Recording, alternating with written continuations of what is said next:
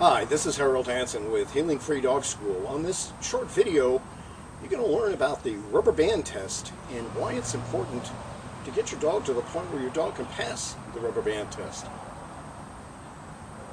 There's a saying, dogs always know what's going on, whether we know what we're doing or not.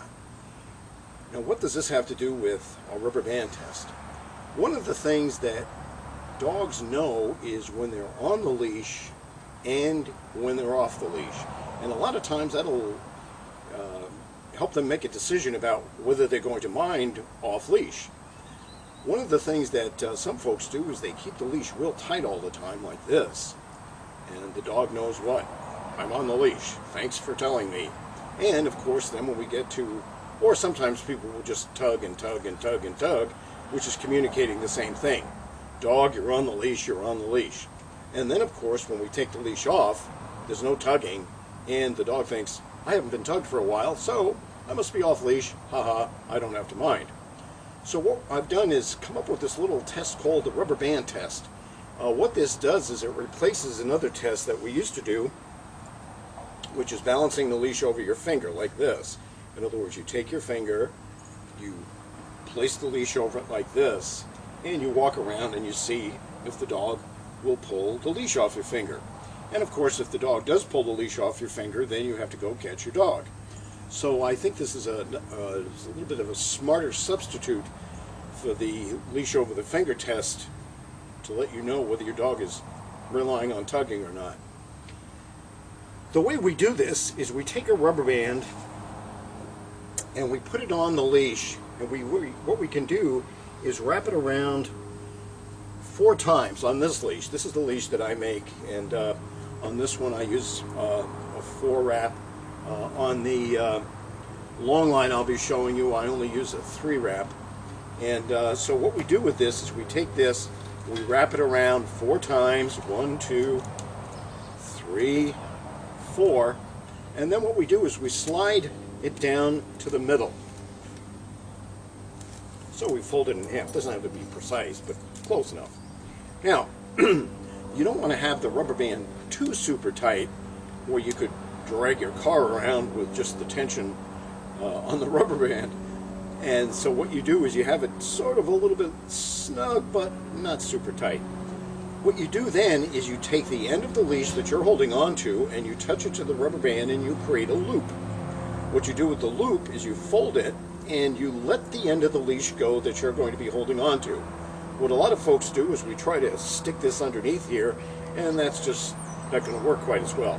So now you have this loop, and what you do is you pull up one strand of the rubber band only, and you tuck this loop underneath here.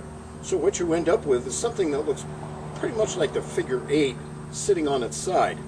Now, the way this works is when you're walking your dog, if your dog keeps pulling this thing off like this, then you know your dog is relying on tugs, and of course, since you're still holding on to the end of the leash, you don't have to run and go catch your dog, which is kind of a nice idea. So what you do is you work your dog, and you walk your dog around, and you see if you can pass the rubber band test. Now, how you pass the rubber band test is something that's a training thing, and this is just a matter of showing you how to take the test and discussing the importance of it. Again, it's so important that our dogs don't know, I'm on the leash, I've got to mind, you took the leash off, I don't have to mind. So this is going to be a real good, honest test for you. Now, if you're using a long line, as this blue line here, you can do the same thing. You can take your dog out. Now on this one, I've only wrapped it around 3 times, and I have a nice little thing like this. And what I would do is I would take my dog out for a walk on my long line, and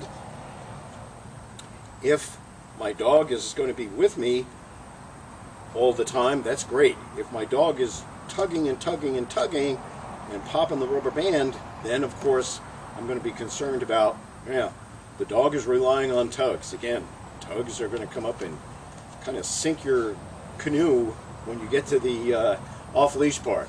So what we want to do is we want to be able to pass this test. We're out walking around with the leash and we have our little loop on, and this way your dog can run around and play and have fun. So you can use the shorter leash for when you're just going for a walk, and if you're out in a park and you want to know, how my dog is really doing, you can use your longer line and doing the same little rubber band test. Then there's a third step that you can do, and with this one, what we're going to do is we're going to take and we're going to tie a piece of light line onto the dog. Now this is 1/8 inch line. It's fairly thin, obviously. 1/8 inch is fairly thin. And what we're going to do is we have this line. We think of this as a safety line. I call it the bridge because it's something where you have control. And I'm going to show you how to hold on to this so you don't get your fingers wrapped up in it, because that's not fun. And so what we're going to do is when you're out working with your dog, the first thing you want to do is pass your rubber band test with the big thick leash, or whatever kind of leash you're using. Once you're passing this and your dog is doing a real good job, then you can make the transition to the short bridge line. Now with the short bridge line, there's a way to hold on to this so you don't hurt your hand. I'm going to pop this rubber band test out because I'm going to show you how this is going to work here shortly. When we're holding on to this short bridge line, don't hold it like this, or don't hold it in your hand and have it pushing on your finger like this, or pushing on your finger like this, because it's going to hurt. And don't wrap it around your fingers. Very important safety concern. You don't want to be having a lot of pull on your fingers like that. So what you do is you think of the same concept that they use for when people start outboard motors. They have kind of a little, it's usually a black rubber T-handle, and we can think of the same thing here, and instead of having a black rubber T-handle, we'll have our leash going across like this. We'll open up our hand and we'll place this on our palm. And then we're going to close our hand. Now the nice thing about this technique is, and this grip that we're using, is that it's not going to be cutting into your fingers. So what you want to do, and make sure you have it right, again, open up your hand, lay this on your palm, close your hand, and give it a little tug, and you'll see there's no pressure except holding that clip. Don't have it, don't have it like this. Again, it's going to hurt your small finger. Don't have it like this, it's going to hurt your pointing finger, and don't have it wrapped around your fingers, because that's not a good idea. So when you're working your dog like this, you can also do a version of the rubber band test. And this is an even more delicate test or sensitive test that's going to give you even a better idea of how your dog is doing.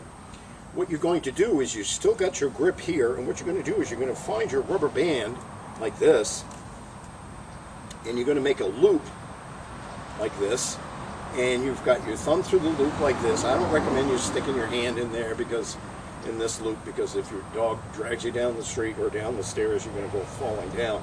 We want to be able to bail out of this real quick. So when you're holding your leash like this, if your dog does start pulling you down the stairs, then we use this smart, safe grip. You can just dump this right out. But we're not doing that right now. We're just kind of hanging on to this. So we've got this. We lay this on our palm. We close our hand. You find your rubber band and you create a loop with the rubber band right at the top, and then you squish the whole thing inside your hand. Now what we're going to do is, instead of having this big thick part of the leash stuck through here, we're going to use our little string, and we're going to pull up one strand of the rubber band only, not four, just one, and just have a little loop like this. Now when we're walking along, you'll see if your dog is staying with you, good. This loop will remain here. If, on the other hand, your dog starts pulling, that's going to pop out, and you're going to be thinking, I better stay on the leash and get some more work done. Again, the real importance of the rubber band test is that old saying, dogs always know what's going on, whether we know what we're doing or not. A lot of times we don't realize that we're communicating to the dog, you're on the leash. We do that by keeping tension. You see people getting dragged down the street or walk down the street with their dog pulling them. You have a dog barking here. So what we're going to do is we're going to use this rubber band test first, the big thing like this, going through this doubled up loop like this, Then if you're using your long line, you can use on the same technique on your long line. And then finally, the very, very difficult test, or the more sensitive test and more accurate test, is can you walk your dog around with this little loop here and still have your dog with you? When you can do that, we'll be optimistic and not say if you can do it, we'll say when you can do that, your dog is going to be a lot more likely to stay with you when you take that leash off. This is Harold Hansen explaining the rubber band test. Thanks for watching.